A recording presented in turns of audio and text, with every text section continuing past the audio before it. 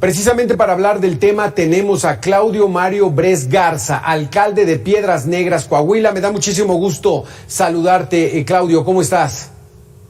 Qué gusto, Alberto. Buenas noches a ti y a todo tu auditorio. Vaya, fecha clave este 8 de noviembre del 2021, reabren la frontera a actividades no esenciales.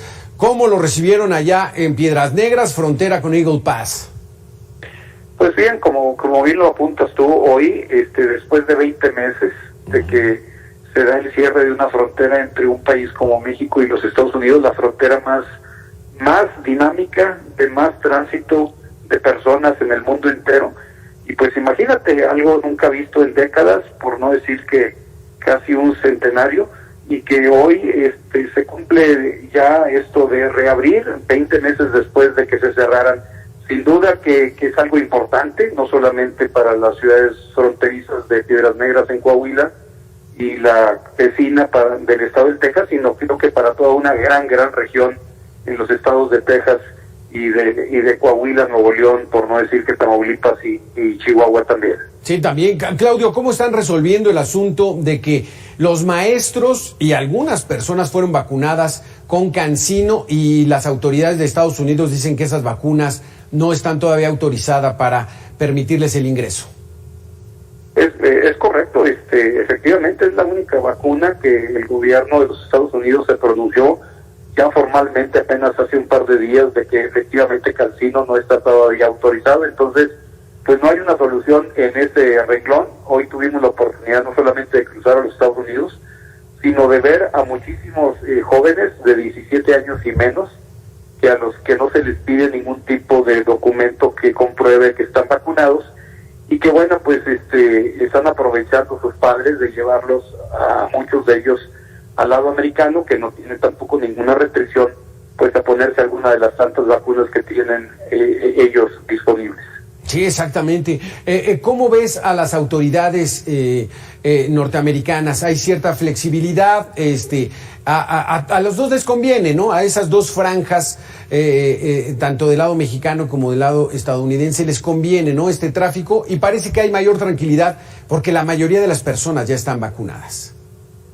Mira, el 86% de la población fronteriza del lado de Coahuila están vacunados, pero lógicamente en nuestro país todavía menores de 17 años no están siendo inmunizados. Entonces ahí es donde se están aprovechando muchísimos lugares donde se están poniendo sin ninguna restricción, lógicamente completamente gratuita las vacunas, Alberto. Yo por ese lado me siento muy complacido. Lógico, Estados Unidos gana con recuperar el comercio mexicano que había perdido durante los últimos 20 meses. Exactamente, ya viene el famoso Black Friday y el Viernes Negro con esas ventas espectaculares que hacen en los almacenes en los Estados Unidos próximo 26 de noviembre. Entonces, esto le conviene también mucho a ellos, por eso no pueden ponerse tan exigentes en el paso de actividades no esenciales para los mexicanos que quieren ir allá a Estados Unidos. Estoy totalmente de acuerdo contigo, comparto tu comentario al igual que tú, totalmente de acuerdo. Dime una cosa, en el tema de la migración, estamos viendo que ¿Ahí estás?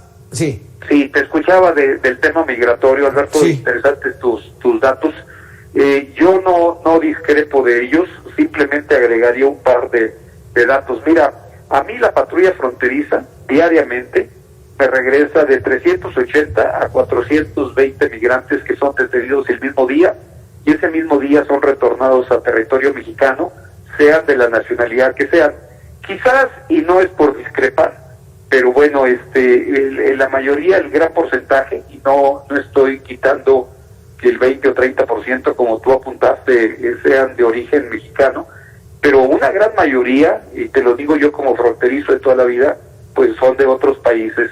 Primerísimo lugar Honduras, pues ya también encontramos de Nicaragua, de Guatemala, de El Salvador, encontramos muchos, Alberto, de Ecuador, unos tantos más de Venezuela, muy pocos, pero algunos más de Brasil, y así de otros países como Cuba, pero siendo el primerísimo lugar los hondureños, que es una migración bastante fuerte. Si tú tomas de 380 a 410 diarios, En un mes, tan solo en esta frontera, y ahí multiplícalo, como bien apuntabas tú, a través desde Tijuana hasta Matamoros, Tamaulipas, aquí tan solo por esta frontera de Piedras Negras son 12,400 personas que son retornadas a territorio mexicano por parte de la patrulla fronteriza de los Estados Unidos.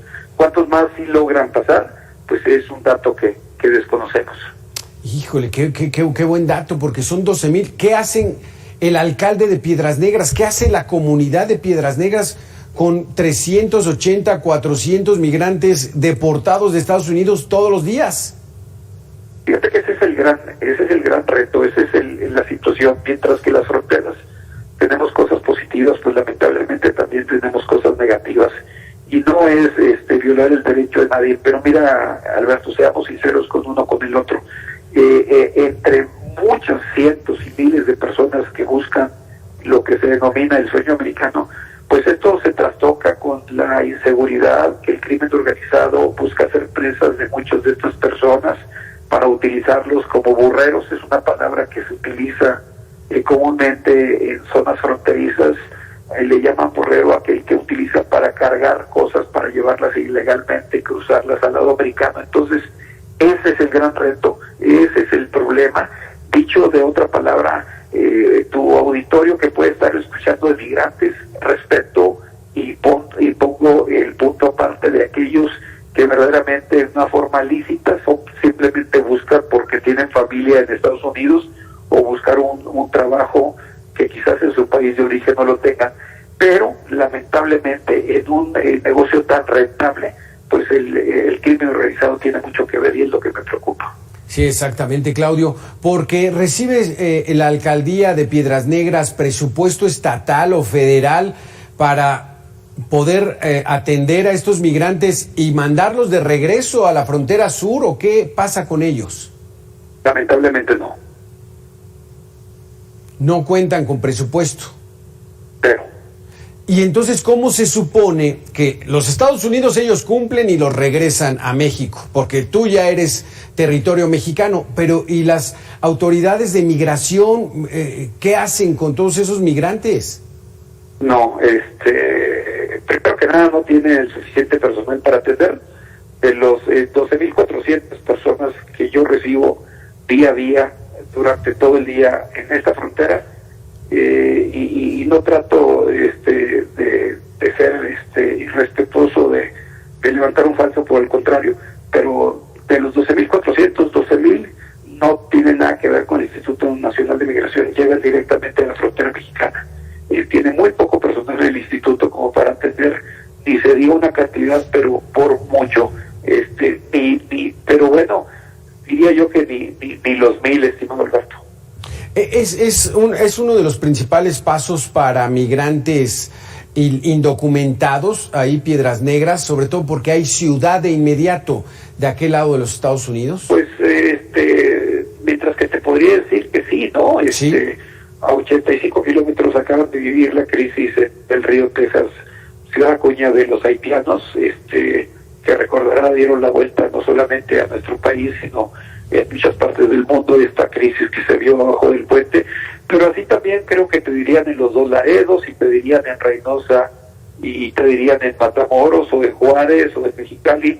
Lamentablemente este fenómeno que inició con las caravanas migrantes hace exactamente 3 años, lo recuerdo muy bien, pues lamentablemente mientras que las caravanas se empezaron a alejar por algún tiempo, la migración continuó diaria y permanentemente. Eso no ha parado.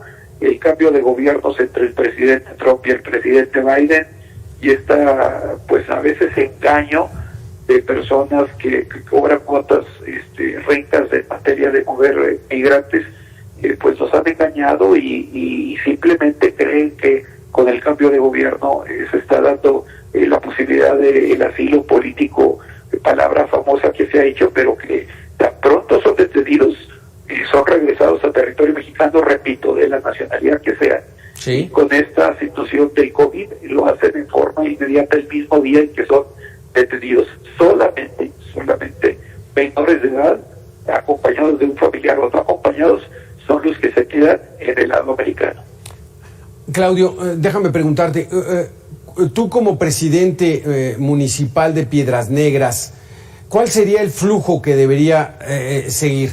Recibes de 380 a 400 migrantes todos los días, más de 12,000 al mes. ¿Cuál sería el flujo para que México empezara a ordenar a esos migrantes que deportan de Estados Unidos y que la mayoría no son mexicanos? Bueno, mira, en una opinión muy modesta de parte de un servidor, es un problema serio de Honduras o de Guatemala o de El Salvador o de Ecuador o de Venezuela o de Brasil, como también lo es de México y los Estados Unidos. No es un problema nada más de un país tipo puente como lo es México, sino de un negocio muy rico. Mira, datos que te comprueba la patrulla fronteriza. Un ciudadano de Ecuador paga en su salida de su país para llegar a Estados Unidos $6,000. Ajá. Tú nomás imagínate 1,000 migrantes a $6,000, ¿cuánto representa? ¿Qué tan negocio tan jugoso es esto para muchas personas que están metidas en él? Claro, no, sí es una situación muy complicada que se le suma a otras, Claudio Bres Garza, a la violencia, a la disputa por los terrenos de las bandas del crimen que trafican drogas, y ahora este asunto que ya es una industria del crimen, el tráfico de personas. ¿Y crees tú que se está haciendo algo para terminar ya la entrevista? ¿Crees tú que hay algo que se está haciendo con este tráfico humano que hay en estos momentos? Soy positivo y pienso que sí, pero no es suficiente. Muchísimas gracias, Claudio, por haber estado con nosotros. Buenas noches. Alcalde de Piedras Negras, allá en Coahuila. Muchísimas gracias. Vamos con Fátima Segovia, que nos tiene